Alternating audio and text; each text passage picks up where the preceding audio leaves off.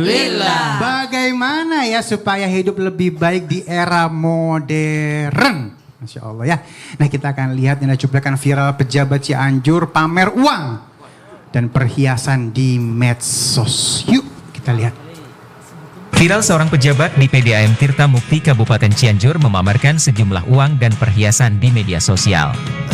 Berdasarkan sejumlah rekam video yang beredar, pejabat di PDAM tersebut tampak tengah menaburkan sejumlah uang ke badannya. Diketahui video yang beredar tersebut merupakan Kepala Cabang PDAM Tirta Mukti Kecamatan Cianjur, Imas Maisaro. Selain memamerkan uang di akun Instagramnya @hjIca72 sering memamerkan sejumlah perhiasan yang dimilikinya. Bun, aku tuh kalau ngeliat yang gini kadang-kadang kalau kita omongin, lu aja sirik. Ya.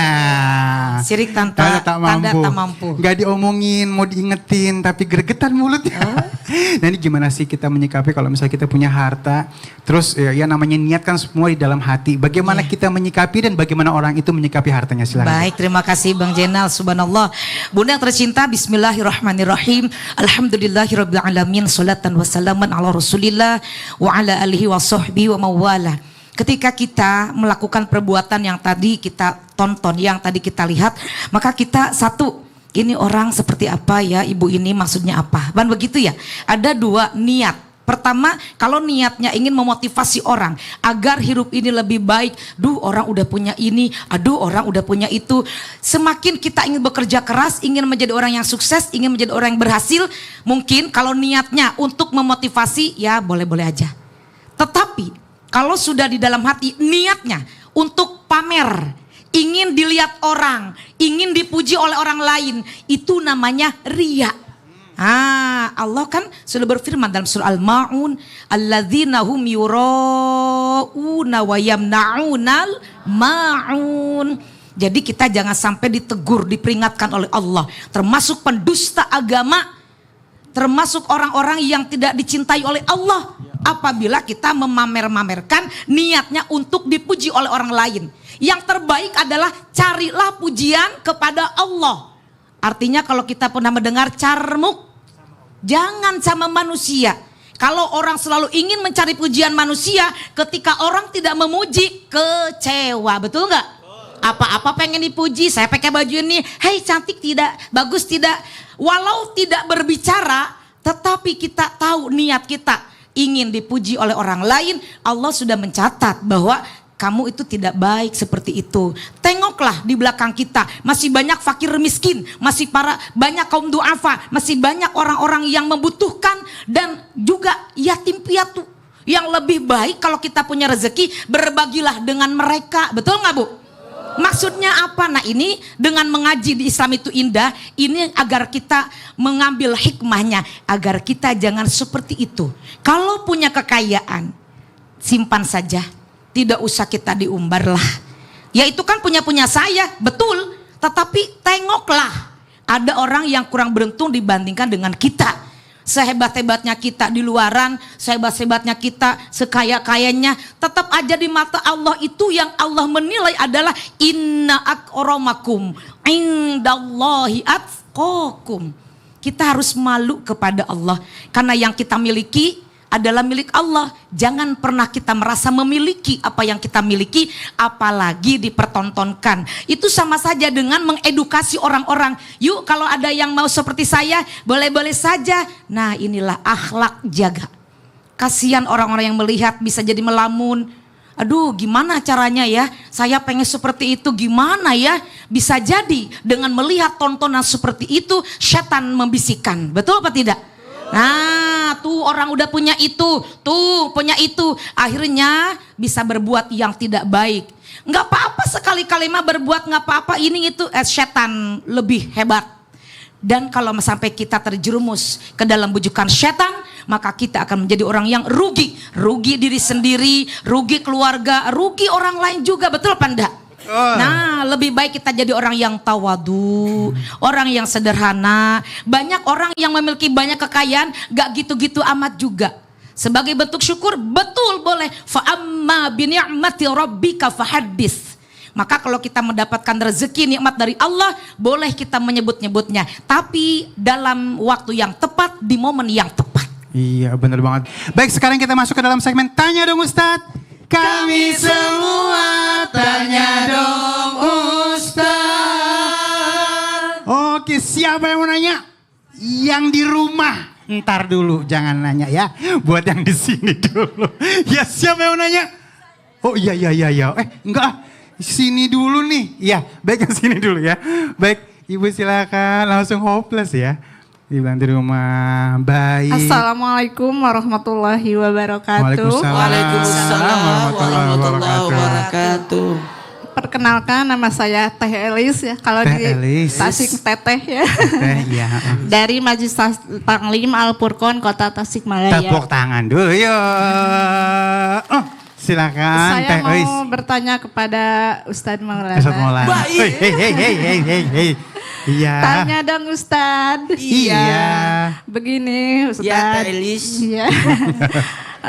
Katanya Ustadz kalau kita selalu menjaga wudhu, katanya banyak manfaatnya. Benar. Yang saya tanyakan apa saja memang manfaat menjaga wudhu Menjaga itu wudhu. dan apakah menjaga wudhu itu akan merubah hidup kita lebih baik? Ih, keren. Terus perasaan saya sering Ustadz wudhu tapi kehidupan saya begini-begini aja begitu Ustadz. Oke.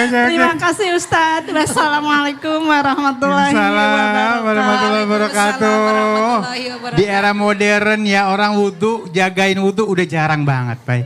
Silakan guru. Ibu mungkin jagain wudhu, air wudhunya dijagain gini. Enggak gitu juga. Itu tempat wudhu dijagain. Izin Bunda dan Ustaz Sams. Dan buat semuanya, mantap sekali. Jaga wudhu. Ada 5 keutamaan orang yang bisa jaga wudhu. Yang pertama, maka imannya terjaga. Kenapa? Kalau orang ada wudhunya, itu dijaga 2 malaikat. 1 di kanan, 1 di kiri. Sehingga berpotensi untuk mendapatkan kebaikan. Yang kedua, apa yang kedua? Orang yang menjaga wudhu, Masya Allah tabarakallah, terhapus dosa-dosanya. Maka ketika orang berwudhu, auzubillahi minasyaitonir rajim, bismillah, ya Allah mudah-mudahan saya meminum airnya sungai Al-Kausar, ya Allah mudah-mudahan saya mencium baunya surga, nawatil udua dirapil dan silas gari pada lillahi ta'ala, ya Allah mudah-mudahan tangan kananku yang menerima buku amalanku, ya Allah mudah-mudahan bukan tangan kiriku yang menerima buku amalanku, ya Allah jadikanlah kulit dan rambutku diharamkan apinya neraka, ya Allah jadikanlah telingaku mendengarkan perintahmu dan melaksanakannya, ya Allah mudahkanlah kakiku berjalan di titian siratal mustaqim. Jadi bukan, gimana sih? Iya, gimana? Lagi ngobrol lagi. Kalau memang tidak tahu bacanya lebih diam aja. Jangan ngobrol ya. Makruh hukumnya berwudu sambil ngobrol. Yang kedua, jadi yang pertama tadi apa? Iman. Kemudian berguguran dosa. Yang ketiga, orang yang menjaga wudunya, Masya Allah tabarakallah, menjadi ahli ibadah. Dengan mudah kita ibadah kalau ada wudu. Ada wudu langsung sholat. Ada wudu bisa ngaji. Kan ada beberapa ibadah yang tidak boleh tidak ada wudu. Menyentuh Al-Quran, kemudian sholat. Dan yang berikutnya, mohon maaf jamaah, coba jaga wudu, itu bagus. Jadi cahaya di hari kemudian. Salah satu Allah yarham, Ustaz Haripin Ilham, Masya Allah tabarakallah, beliau itu sangat menjaga wudunya. Terbukti waktu saya ketemu di bandara, kita sama-sama di toilet, habis itu Ustaz, beliau mengajak saya, kita wudhu yuk. Ya itu baik banget. Jadi jadi pembelajaran. Terakhir, ini terakhir. Yang kelima. Jadi apa tadi yang pertama? Keimanan. Kemudian apa lagi? Malaikat. Penggugur dosa. Kemudian ahli ibadah. Kemudian jadi cahaya. Dan insya Allah orang yang ada wudunya, menjaga wudunya, mudah masuk surga. Amin ya Allah. Amin ya Allah. Baik ya, siapa lagi mau nanya? Ya kurang semangat. Siapa lagi mau nanya? Ah ini dia nih, yang atas dulu. Iya, tatapan matanya saya paham Bu, yang mau nanya mana. Oke. Baik silakan Ibu boleh berdiri, jangan duduk. Harus berdiri ya? Harus Ibu, iya. Iya. Ya asal Baik. jangan maju ke depan ya. Iya. Assalamualaikum warahmatullahi wabarakatuh. Waalaikumsalam warahmatullahi wabarakatuh. Perkenalkan nama saya Neng Epa. Neng Epa. Iya. Asal Takutnya- masih dari Kota Tasikmalaya. Masya Allah. Tepuk tangan dulu yuk. Neng Epa. Tanya dong Ustadz. Iya silakan. Mau tanya sama Ustadz Sam? Siap Neng, berarti ini lebih mudah daripada Teh Elis. Kalau ini Teteh ini Neng-Neng. Iya. Begini Ustadz, bagaimana sih cara kita menghilangkan stres, terutama ketika kita menjadi tulang punggung keluarga atau menjadi ibu rumah tangga. Bagaimana supaya anak kita pun tidak tahu kalau kita sedang menghadapi masalah yang begitu rumit, supaya nanti lebih baik hidup kitanya gitu. Bagaimana Ustadz cara menghilangkannya? Tidak stres. Iya, terima Harusnya kasih. ke psikolog sih. Iya, tapi dari versi agama di kacamata agama dong. Iya. Assalamualaikum warahmatullahi wabarakatuh. Waalaikumsalam warahmatullahi Aku wabarakatuh. setuju, masalah orang tua bukan masalah anak-anak. Jangan sampai urusan orang tua atau masalah orang tua anak-anak jadi tahu, jadi mentalnya drop ya. Baik. Guru ilmunya silakan. Tapi guruku Ustadz Maulana, Bunda Tuti, Bang Ali, jamaah yang bertanya, jamaah di studio, jamaah di rumah. Kita buka dulu Al-Quran surah Al-An'am ayat 160 sampai 163. A'udzu billahi minasy syaithanir rajim. Man jaa'a bil hasanati falahu 'asyru amsalha wa man jaa'a bis sayyi'ati fala yujzaa إلا مثلها وهم لا يظلمون قل إنني هداني ربي إلى صراط مستقيم دينا قيما ملة إبراهيم حنيفا وما كان من المشركين. Al-Quran surah Al-An'am, kita mulai dari ayat 160 sampai 161. Tadi kami membacakan bahwasanya siapa yang berbuat baik satu kebaikan, maka akan dibalaskan 10 kebaikan. Berarti satu kebaikan kita dilipat gandakan oleh Allah Subhanahu wa taala 10 kali lipat. Jadi kalau kita berbuat baik seperti yang ibu tadi sampaikan, ada seorang ibu rumah tangga, maka segala kebaikan ibu rumah tangga itu kepada keluarganya, itu Allah Subhanahu wa taala akan lipat gandakan kebaikan tersebut menjadi 10 kali lipat. Kira-kira kalau udah ngebayangin balasan dari Allah masih stres enggak? Kalau udah ngebayangin surga balasan dari Allah Subhanahu wa taala masih stres gak kira-kira? Kira-kira kalau udah ngebayangin, oh saya sakit nih, tapi orang sakit itu diampuni dosanya, masih stres gak kira-kira? Kalau dia punya iman dan keyakinan yang tinggi bahwa ini akan ada balasannya dari Allah, insya Allah stresnya bisa hilang. Itu dari sisi agamanya. Itu dari sisi agamanya. Kenapa kok bisa bilang begitu? Coba lihat ujian para nabinya Allah. Nabi Muhammad SAW masih dalam kandungan udah yatim, meninggal ayahnya. Baru usia 6 tahun meninggal ibunya, diasuh oleh kakeknya, meninggal kakeknya, diasuh oleh pamannya, pamannya juga pun kembali kepada Allah Subhanahu wa taala. Kemudian punya istri, Ibunda Khadijah, melahirkan 6 orang anak. Setelah melahirkan 6 orang anak, meninggal istrinya. Subhanallah, seorang laki-laki sendirian mengasuh 6 orang anak. Bayangin, kalau kita membayangkan dengan kacamata tanpa iman, maka streslah hidupnya baginda Nabi SAW. Tapi kenapa Nabi Muhammad kuat? Karena senantiasa ada keimanan dalam dirinya, mengetahui bahwa pasti ada balasan dari Allah Subhanahu wa taala. Walal akhiratu khairun laka minal ula. Ini ayat buat ngobatin ketika Nabi sedang bersedih. Ini surah turun ketika ngobatin Nabi sedang sedih, meninggal pamannya, meninggal istrinya, ditinggalkan oleh orang-orang yang dicintainya, diboikot di kota Makkah. Turun surah ini untuk apa? Untuk membuat hati Nabi Muhammad SAW tegar, nggak stres. Apa kata Allah? Walal akhiratu khairul laka minal ula. Akhirat jauh lebih baik. Akhirat jauh lebih baik. Insya Allah kalau kita semakin tinggi keimanan, semakin kuat kesabaran. Maka kesabaran itu tidak ada batasnya. Yang ada batasnya itu keimanan kita. Semakin jauh keimananmu, semakin jauh pula kesabaranmu. Masya Allah. Baik, siapa lagi mau nanya? Aduh, waktunya masih panjang. Jadi kita kasih ke ibu yuk. Kira mau habis. Masya Allah, ibu cantik banget hari ini. Silakan ibu. Bismillahirrahmanirrahim. Diri.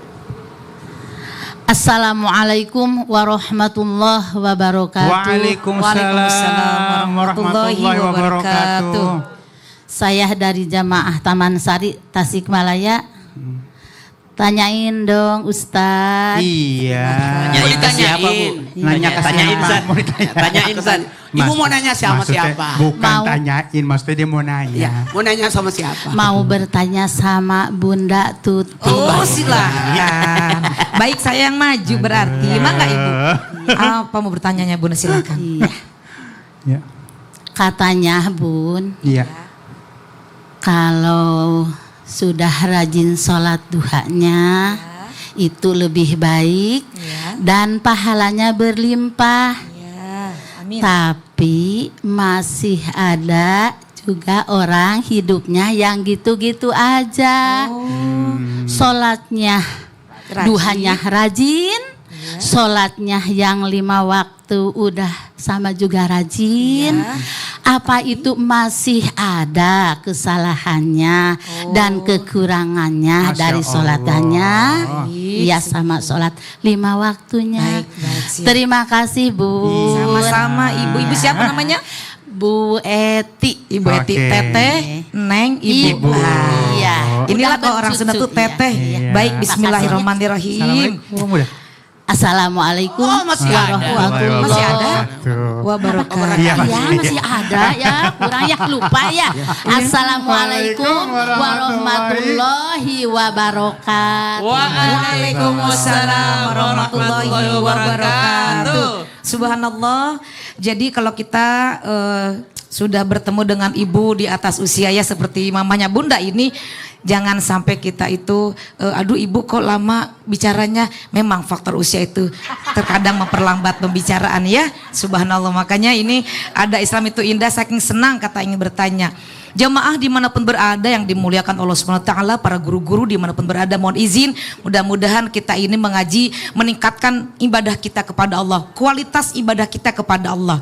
Ketika kita melaksanakan ibadah sholat, baik sholat yang fardu maupun sholat yang sunnah, kita niatkan qul inna sholati wa nusuki wa mahyaya wa mamati lillahi rabbil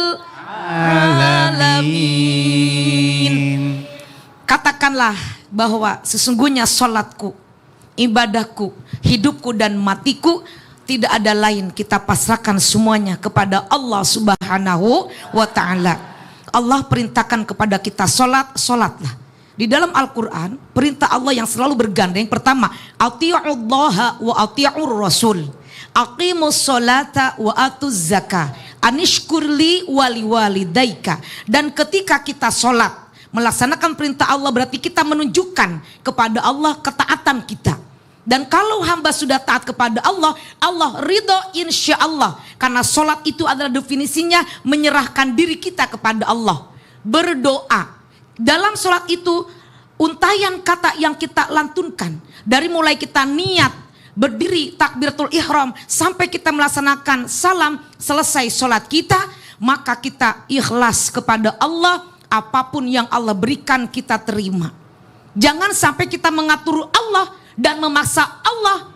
Kenapa? Karena kita sholat udah pasrah. Kalau kita udah sholat, hidup kita masih begini-begini aja, belum ada perubahan-perubahan, sabar, usaha, ikhtiar, bekerja keras, jangan putus asa. Kalau kita belum bahagia di dunia, yakin di akhirat Allah sediakan kebahagiaan. Kan kita baca doanya, Rabbana atina fid dunya hasanah wa fil akhirati hasanatan wa qina adzabannar. Masya Allah, ada orang yang bahagia di dunia, bahagia di akhirat. Mau nggak? Mau. Mau. Ada orang yang itu bahagia di dunia saja, di akhirat sengsara. Mau tidak? Ada orang yang bahagianya di akhirat, di dunianya sengsara. Mau tidak? Tidak ya. Ada orang yang sengsara di dunia, sengsara di akhirat. Maunya kita gimana? Bahagia di dunia, bahagia di akhirat. Jadi kalau kita sering sholat duha, kok hidup saya gini-gini aja, sabar, tenang aja. Tidak bahagia hari ini, besok. Karena hanya Allah yang tahu tepatnya doa kita diijabah.